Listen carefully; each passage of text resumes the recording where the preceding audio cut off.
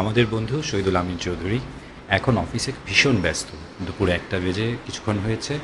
উনি কাজ নিয়ে এতই ব্যস্ত যে কারো সাথে কথা বলার ফুরসত নেই। ইভেন উনি চোখ তুলে কোনো দিকে তাকাতে পারছেন না। আপনাদেরকে সেই দৃশ্য দেখাতে আমি নিয়ে যাচ্ছি এখনই তার রুমে।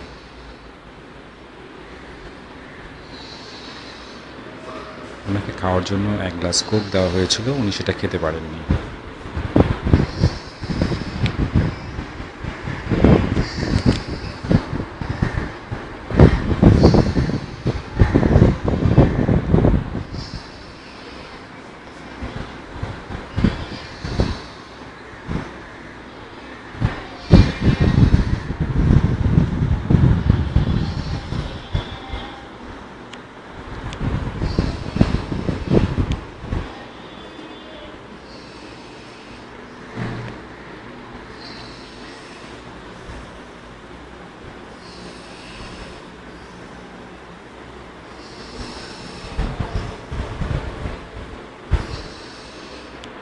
কাজ করতে করতে উনি ক্লান্ত, হাঁপাচ্ছেন।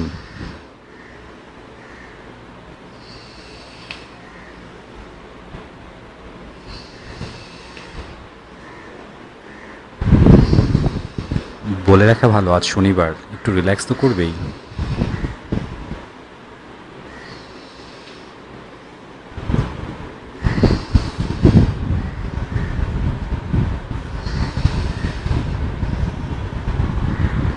তিনি বলেছিলেন সিগারেট আর খাবেন না।